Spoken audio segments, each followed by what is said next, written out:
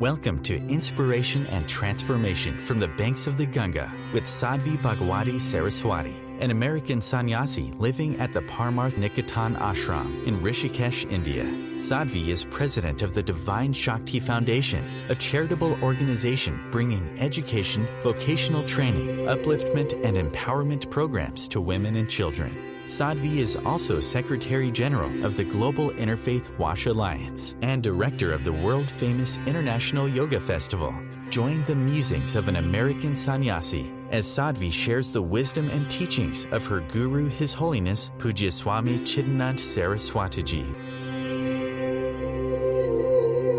Welcome everyone to Inspiration and Transformation from the holy banks of the sacred Ganga River in the land of Rishikesh, India. How far is astrology true in human life?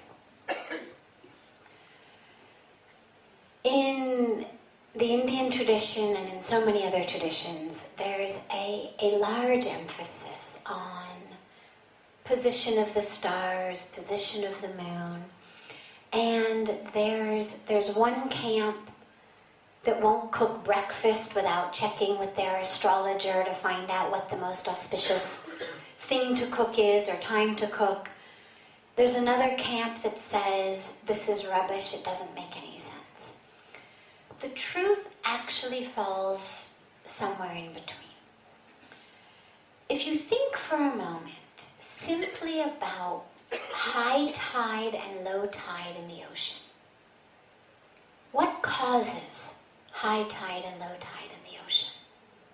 The moon, exactly.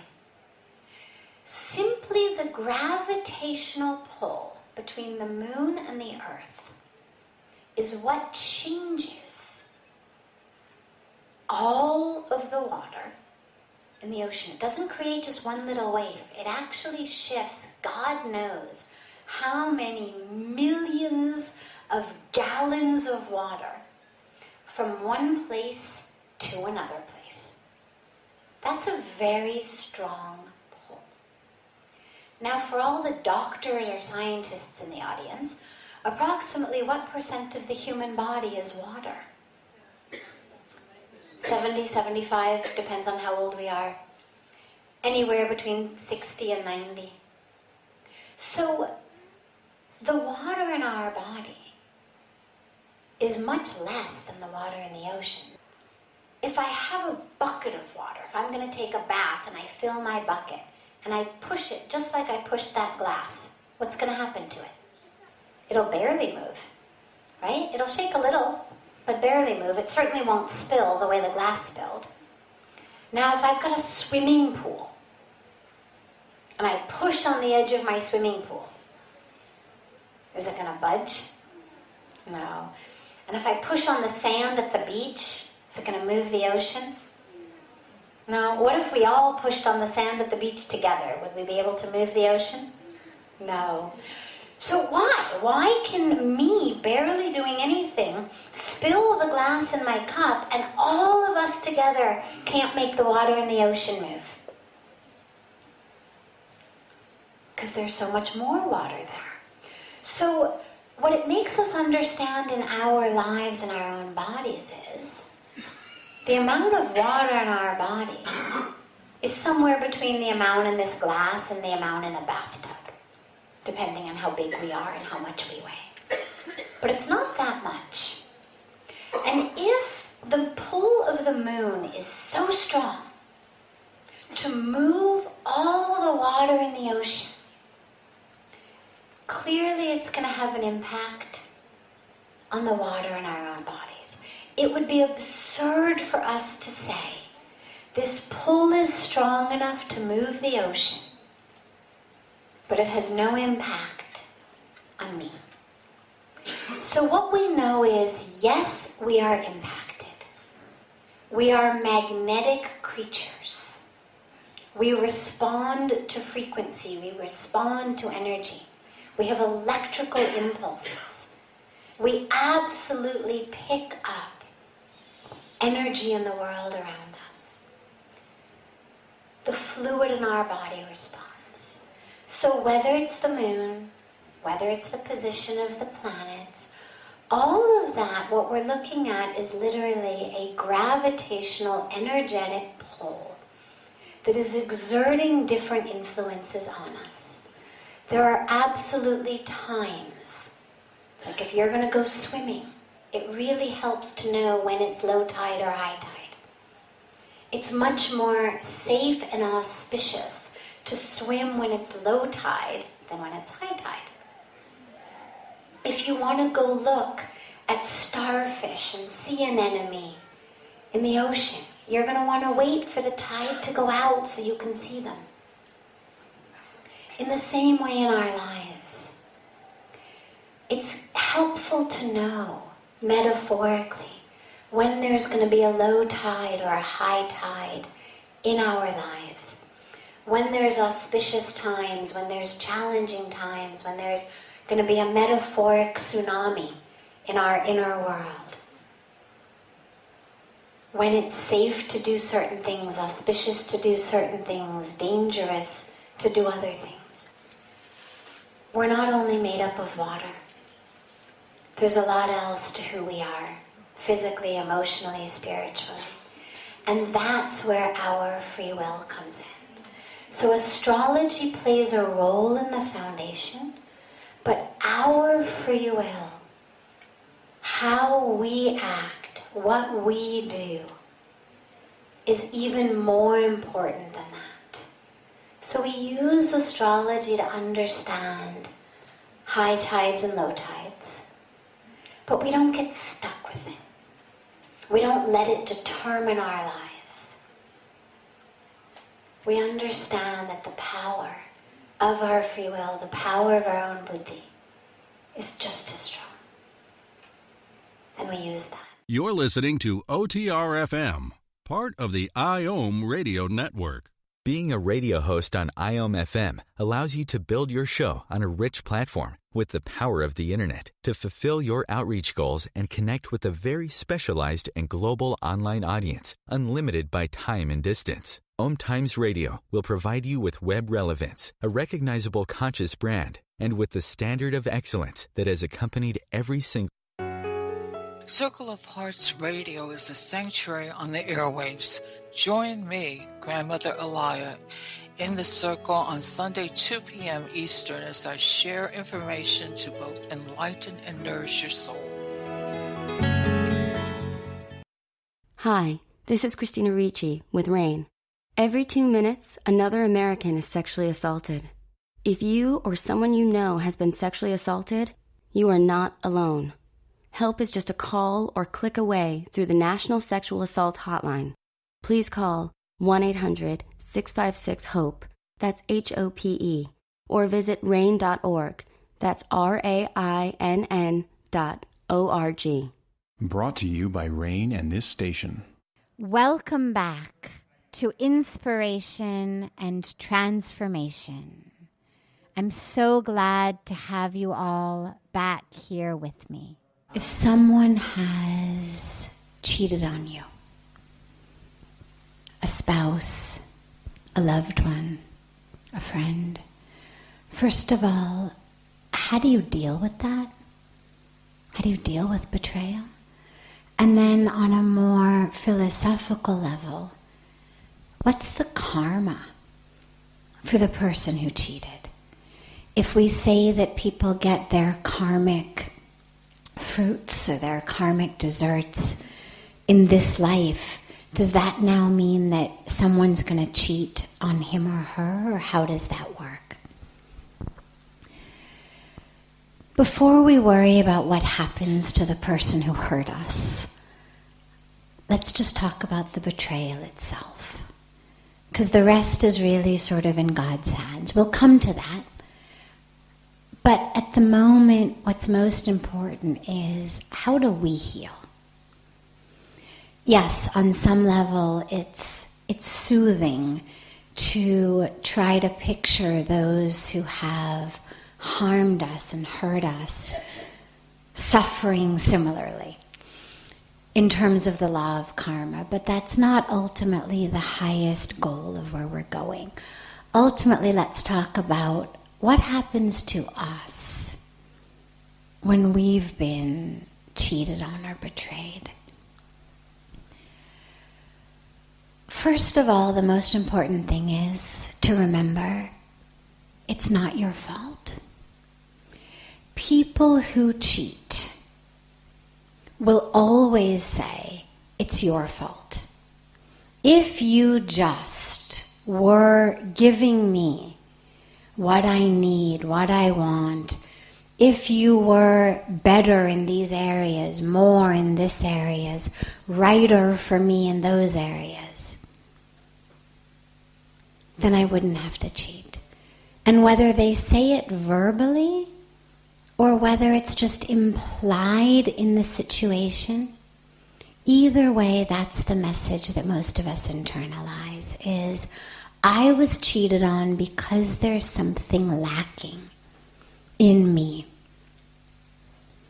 And the most important thing to remember is it's not about you.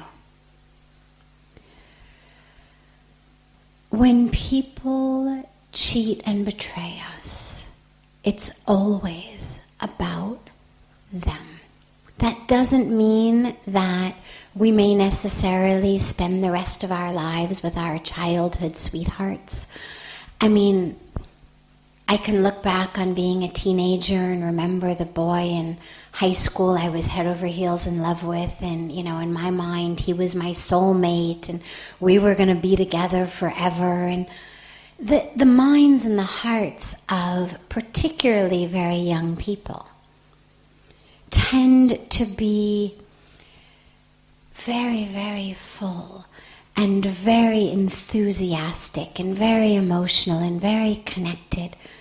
And that doesn't necessarily mean that the judgments that we make or what we need or what connects us to someone when we're a teenager are necessarily what we're going to actually need in our 30s or 40s or 50s or later in life. That's not what I'm talking about. I'm talking about, as the question was asked about cheating and betrayal, about someone who is with someone, whether as a spouse, whether as a boyfriend or girlfriend, whether as a friend, whether as a business partner. Because cheating and betrayal are not only romantic. We can be betrayed by a friend we've gone into business with, just as much as we can be betrayed by a spouse or a boyfriend and girlfriend. And in both cases, again, it's not about us. It's about that person feeling so desperate to get something from another being, whether it's physical, sexual, lustful, I had to have an affair with that person, or whether it's financial and career and power-oriented in business. Whether it's with friends. You tell somebody a secret, you find out they've gone around and told it to others. Well, why do they do that? They do that to get something for themselves. Oh, I've got this great, juicy gossip secret. I bet if I share that with these really popular people, they're going to like me. So I've used you, my friend, to get something for myself.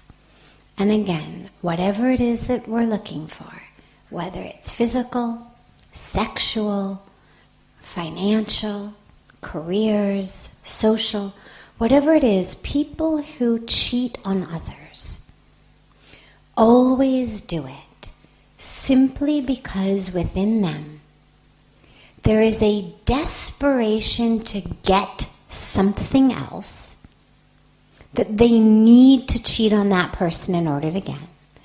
And what that means is that that person, aside from being dishonest, aside from being untrustworthy, aside from being all of those things that we already know they are, is someone who deeply inside feels that they are lacking in some way.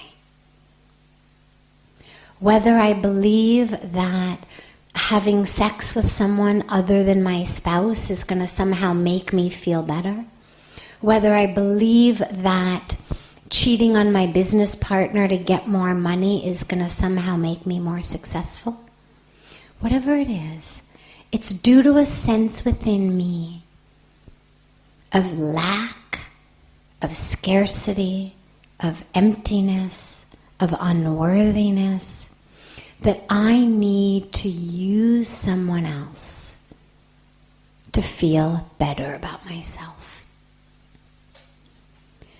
So when that happens to us, and again, whether it happens romantically, whether it happens in business, whether it happens amongst colleagues or amongst friends, remember, first of all, it is not your fault.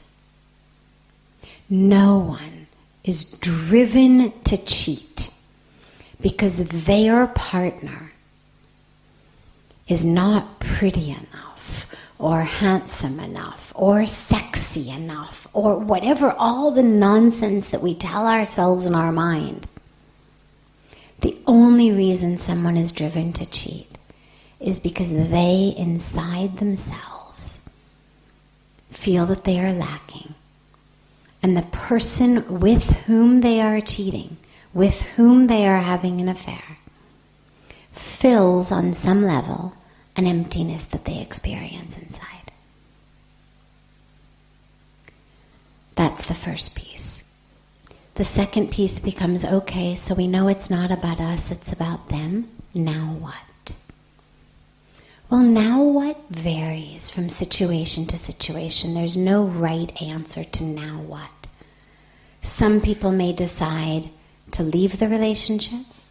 Some people may decide to stay in the relationship, that the relationship is bigger than whatever temporary betrayal of trust someone did. Again, whether it's a friend, whether it's a loved one.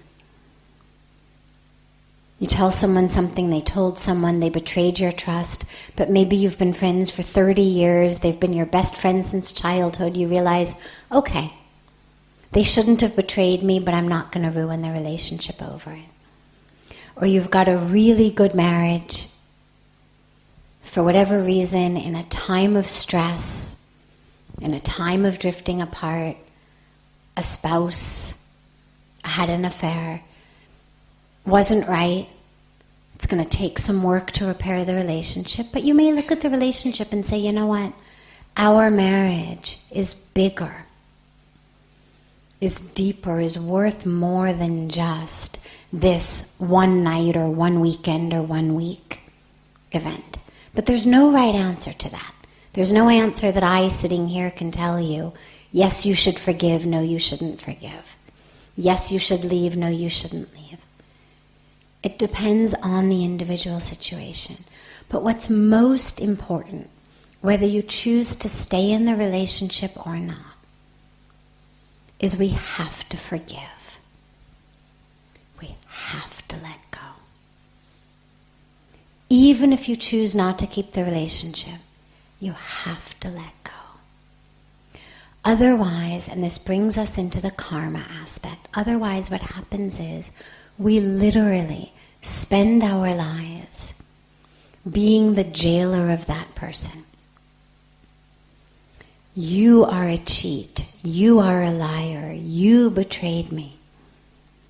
And we do not let go.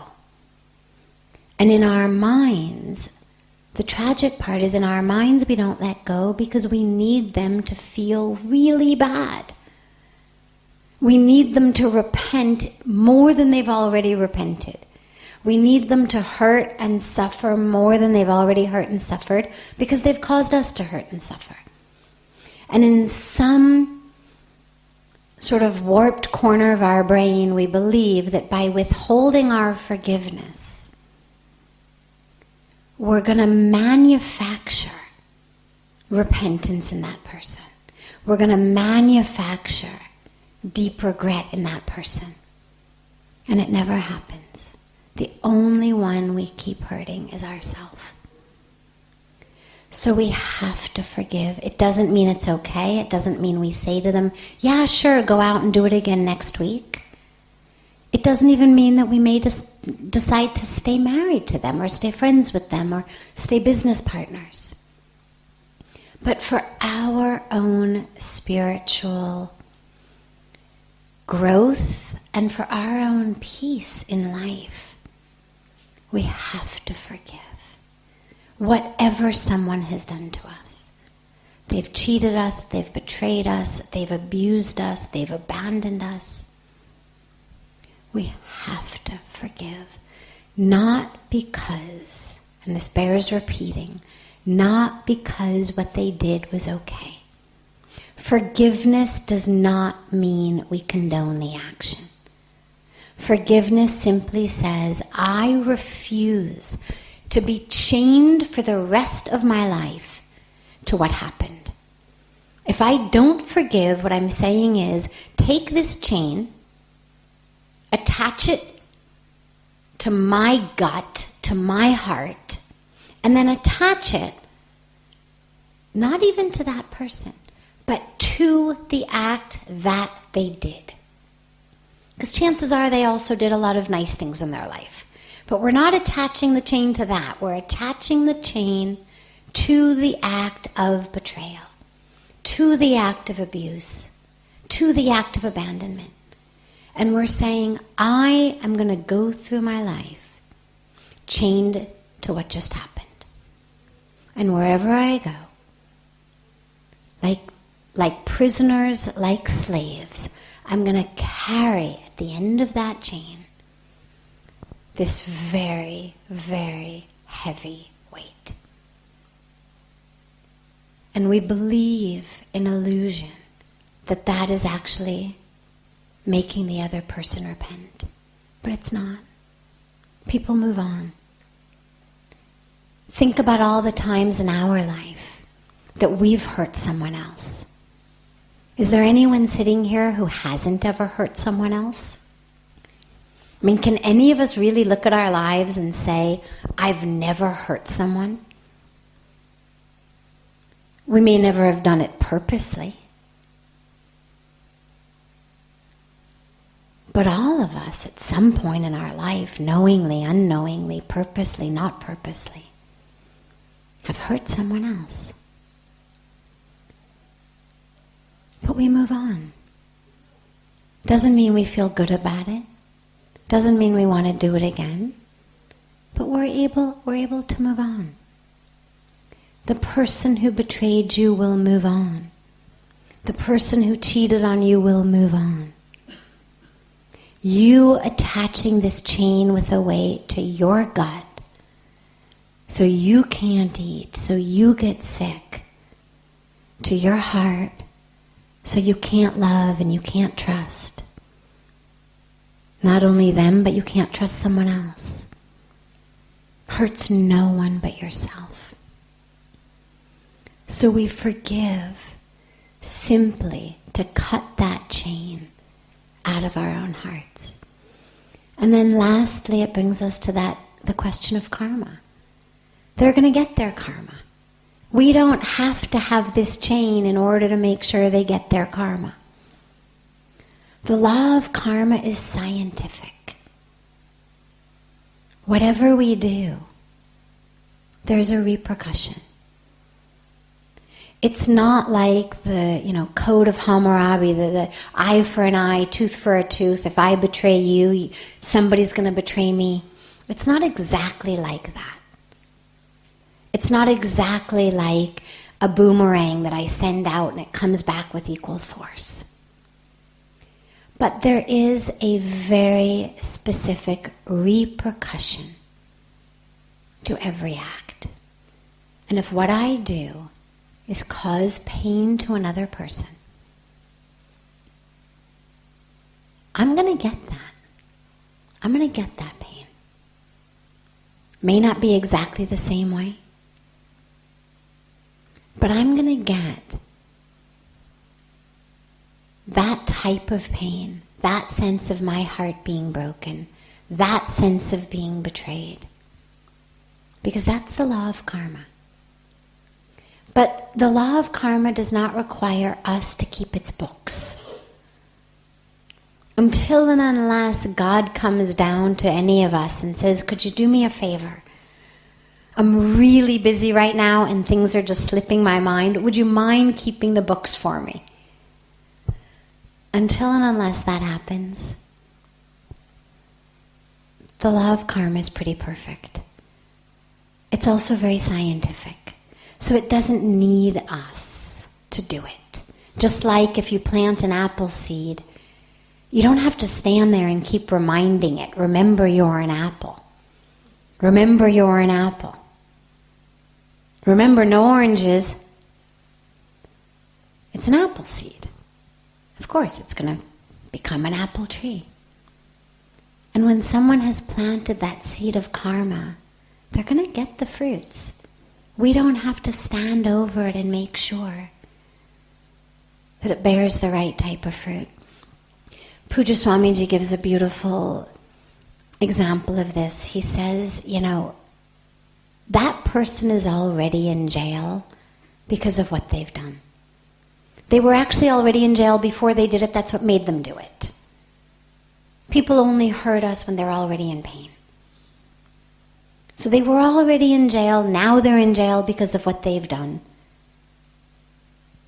Sitting out a sentence of their karmic fruits. But if we don't forgive and we don't let go, it's like saying, I want to sit in this jail with you. I'm going to sit there also in jail and make sure you don't get out a day early. Make sure they keep you in isolation. Make sure the guard remembers to lock your door. We don't need to do it. We need to be free. This is OTR-FM, part of the IOM radio network. OMTimes Magazine is one of the leading online content providers of positivity, wellness, and personal empowerment. A philanthropic organization, their net proceeds are funneled to support worldwide charity initiatives via Humanity Healing International. Through their commitment to creating community and providing conscious content, they aspire to uplift humanity on a global scale. OMTimes, co-creating a more conscious lifestyle. Do you have time to read that inspiring book or that blog post you've been meaning to get to? In your busy world, how do you improve yourself and keep your life going? I'm Lisa Kay, and my Between Heaven and Earth radio show can transform your life just by listening. Be uplifted with inspiring topics, positive stories, and ideas that really work. Between Heaven and Earth Radio is conscious living for your soul, every Wednesday at 4 p.m. Eastern Time. Like Baldwin with People for the Ethical Treatment of Animals. I grew up loving circuses and other traveling animal shows, but it never occurred to me what life might be like for the animals. Training wild animals to do things they don't understand takes force. Routine discipline with a hook or whip with the heel of a boot shows the animal exactly who's the boss. Don't patronize animal acts. Please contact People for the Ethical Treatment of Animals. 757-622-PETA. Welcome back. This is Sadhvi Bhagawati Saraswati with inspiration and transformation. Are people who believe in God more successful than people who don't believe in God? Yes, the easy answer is yes. But it's important to clarify what we mean by success. When I was growing up, there was a very, very popular comic strip that came in the newspaper every day called Calvin and Hobbes. And one of my favorite moments of Calvin and Hobbes was Calvin was leaving out cookies for Santa Claus. And Hobbes, his pet tiger, says to him, "But I thought you don't believe in Santa Claus. Why are you leaving cookies out for him?" And Calvin says, "Well, I figure that if by chance I'm wrong, wouldn't want him to get angry. He said, if I'm right, then it's just another plate of cookies I get to eat tomorrow morning anyway. He said, so I sort of figure it's a win-win situation. And I share that because when we think about success and the concept of believing in God and what its relationship to success might be, it is not the equivalent of, well, I might as well believe because should he be there, I wouldn't want him not to bestow blessings of success on me. Therefore, in a win-win analysis, I'm going to believe. Not like that. In fact, in just a moment of digression, one of the points that Pujya Swamiji makes so frequently when we're talking about pujas and rituals and all of the things that are done for God, quote unquote, as though God actually needed our ghee or our rice or our flowers. I mean, he's created it all as though he really needs us to give it back to him. And what Pujya Swamiji always emphasizes is that the whole point of the rituals is to make us spiritual. It's not ritual for ritual's sake. It's not that God is somehow actually happier with people who throw rice in a fire than people who don't throw rice in a fire. It's all about connecting us to God, that being the end, not the means to the end. It's not, oh, well, I'll connect to God so that I might get that car I've always wanted, or that job I always wanted, or that success. The connection to God is actually the end in and of itself, not the means to success. And that brings us back to the definition of success. Are people who believe in God richer than people who don't? I don't think so. Are a greater percentage of CEOs or presidents believers than non-believers? Probably not. So when we're talking about success, we don't mean believe in God and you'll get your raise tomorrow. When I say yes to the question, are people who believe in God more successful than those who don't? What I mean is something deeper. Why do we want success anyway? I mean, take anyone on any path, whatever they're moving toward, whether it's business, whether it's some other profession, whether it's Hollywood or Bollywood, whatever sphere we might be in, and say to them, why do you want to attain that highest level of success? And inevitably what you'll get is, so then I'll be happy. It may not be immediate. They may say, so that I make more money. Okay, well, why do you want to make more money? So that I can buy all of the things that I want. So you may have to go through a few steps before you get to the bottom line of, so then I will be happy. Nobody says, I want to be CEO so that I'll be miserable. Nobody says, I want to be CEO so that I too can have to take pills to fall asleep at night.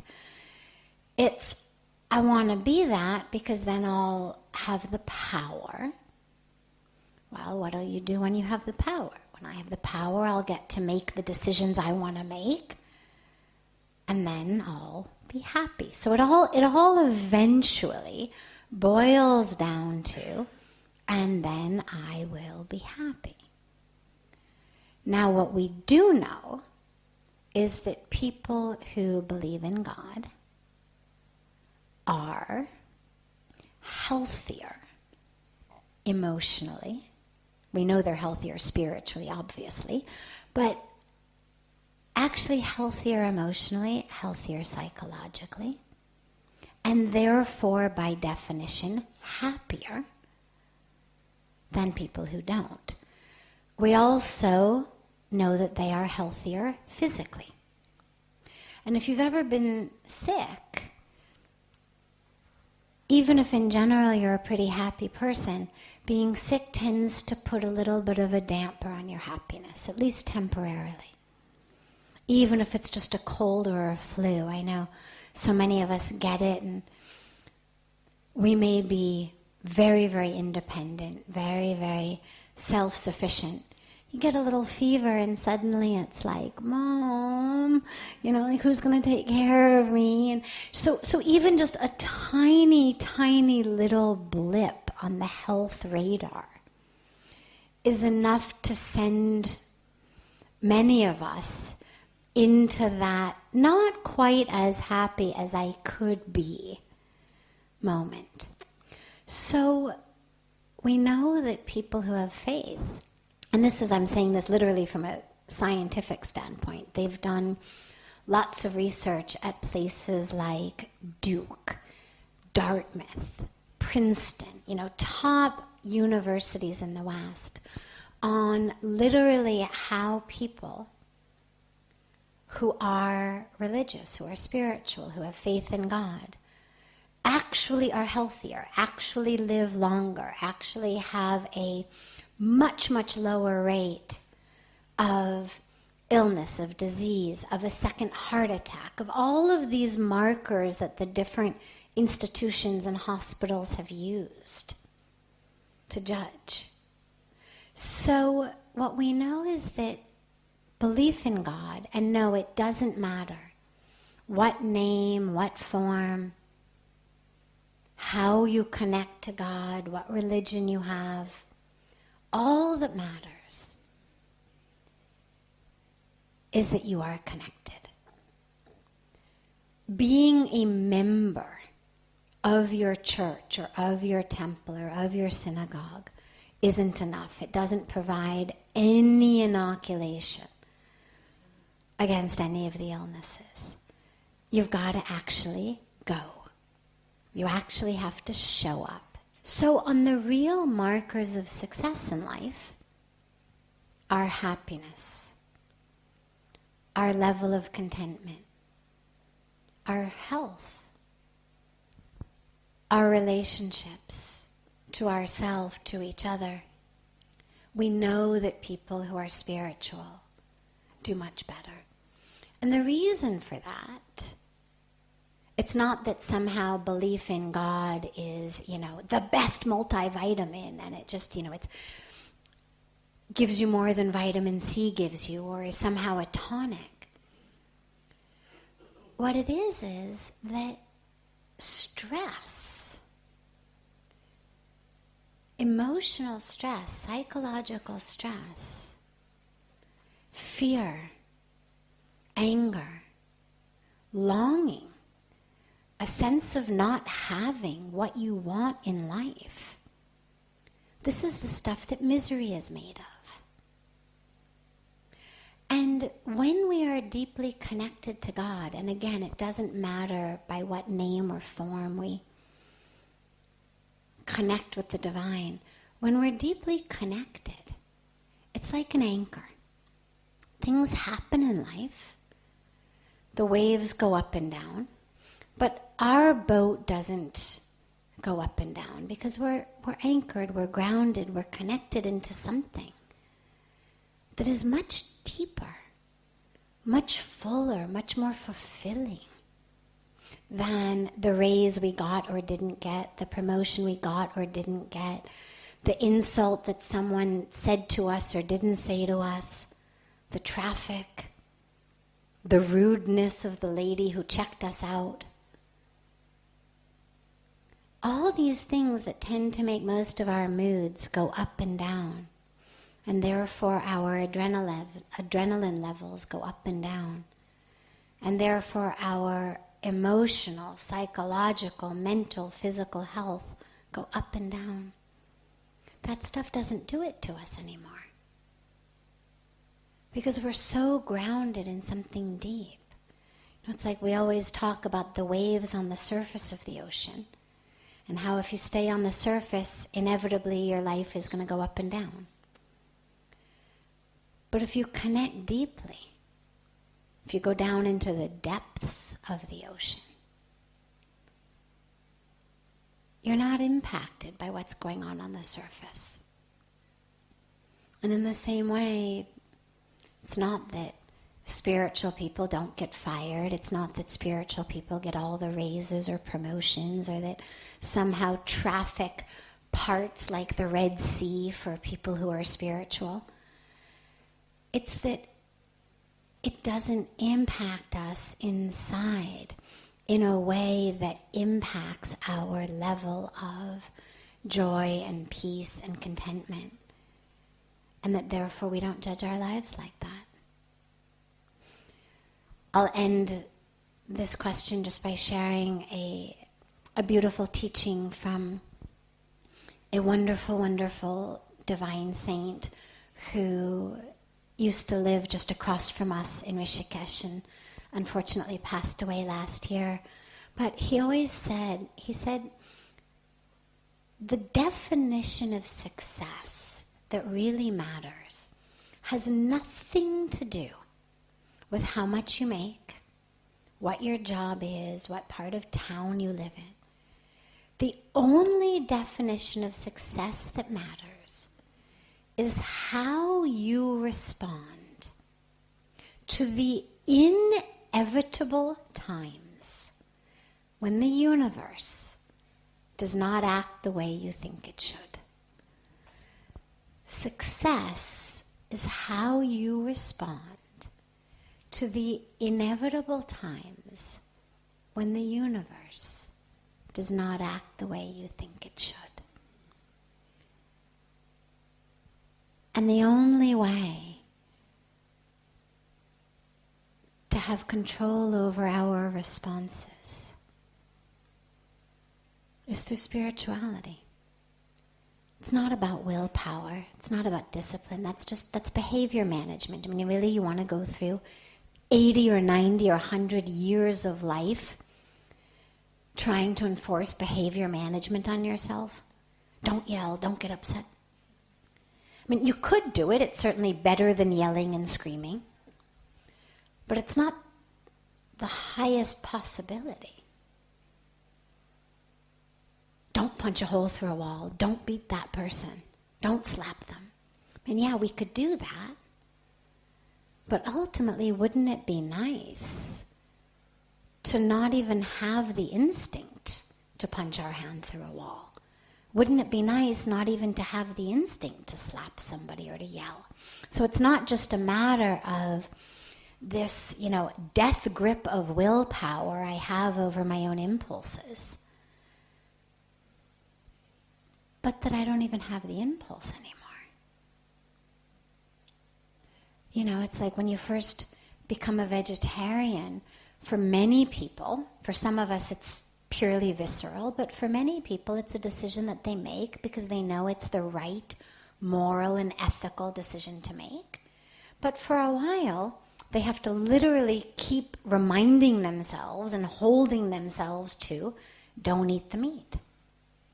But eventually you get to a point where it's not even food. It's not even an option. It wouldn't even occur to you.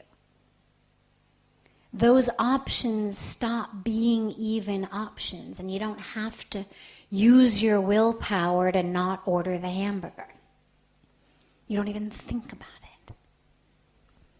And in the same way with spirituality, with that connection, it's no longer about having to remind ourselves not to get angry, or remind ourselves not to punch, or remind ourselves to act with love and compassion. It's just what flows. So, back to the original, yes, they are much more successful on every level.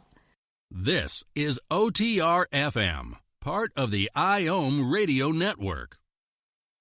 The number one reason girls drop out of school in sub-Saharan Africa is lack of access to feminine hygiene products. The Pads for Schoolgirls Project, an outreach of Humanity Healing International, is changing this paradigm by setting up sewing programs at schools, teaching girls a vocational skill, while producing the reusable pads that help keep them attending classes. The girls pay it forward by making and giving pad kits to other girls in need. To learn more, visit humanityhealing.org. Humanity Healing is where your heart is. Circle of Hearts Radio is a sanctuary on the airwaves. Join me, Grandmother Elia, in the circle on Sunday 2 p.m. Eastern as I share information to both enlighten and nourish your soul. When I broke my foot, for leaving me alone when I wanted to be alone. And now, as a grown-up, I'm thankful for being able to take care of you, my dear mom, for taking you to your therapies, for understanding that sometimes you simply want to be alone. Roles change without us noticing. That's why AARP gives you the information to provide even better care for your loved one. Visit aarp.org/caregiving. Brought to you by AARP and the Ad Council.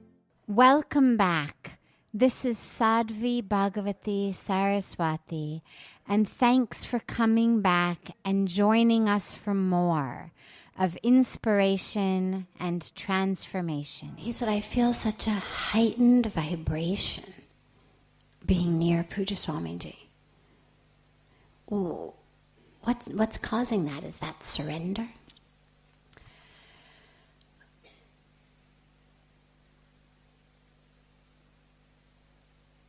If you stand in front of an air conditioner, do you feel cold? Yeah. If you stand in front of a heater, you feel hot?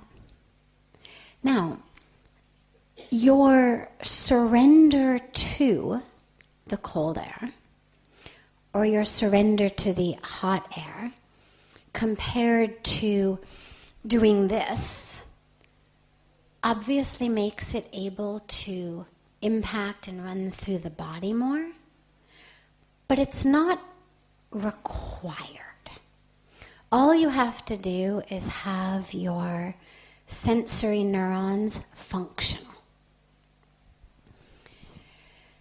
When you are in the presence of really the great masters, the energy is so much that yes, if you surrender to it, its ability to impact you is much stronger. I mean, you could get into Ganga and try to withstand the current. On the other hand, should you choose to surrender to it, it's going to make your journey downriver not only much more pleasant, but much more effective. If your goal is to get into Ganga and to go, surrendering to the flow is going to make that journey much smoother, much quicker, much more pleasant. You're not going to have your muscles fatigued at the end and be exhausted. But you don't have to surrender to the current in order for it to impact you.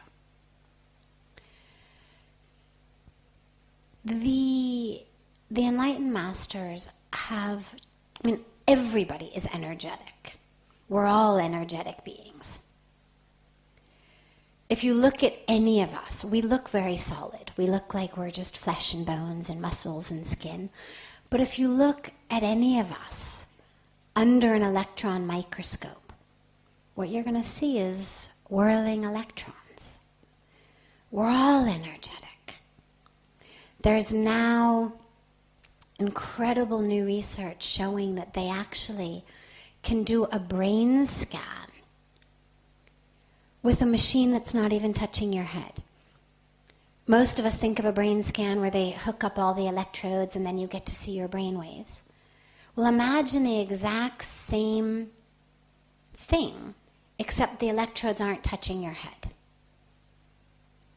Which is phenomenal, because what it means is that the power of our thought, they haven't done it yet from your arms and legs and chest, but the power of our thought is so much that it can actually give readouts inches from our head. We're all energetic.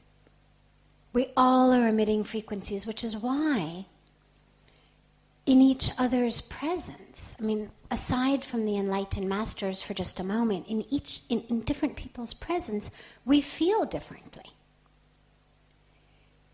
Most of us don't have the blessing to interact with enlightened masters on a day-to-day basis, but we certainly experience being with some people, and it feels really right. There's some people in their presence, you feel like your own inner frequency is enhanced. You think better, you feel better. Energetically, it just feels more right. There's other people you're with, and it feels like more work to be in their presence. The frequency, there's something about the frequency that's just off. Now you take that and you take it to a whole new level. And you put yourself in the presence of someone who is emitting such energy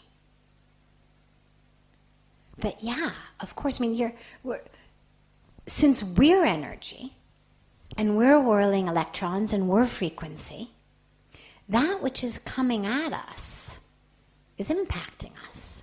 Whether it's just the guy in the cubicle next to yours, whether it's a loved one, whether it's a pet, whether it's a tree in your backyard.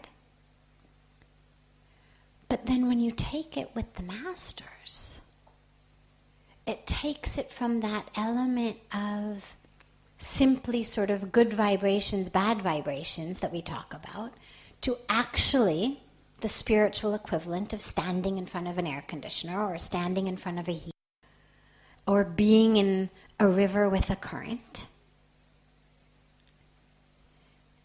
You would have to be so insulated spiritually not to feel it, that it would be like standing in front of the air conditioner in a down jacket. Yeah, you might not feel it. So what it means is that you're open.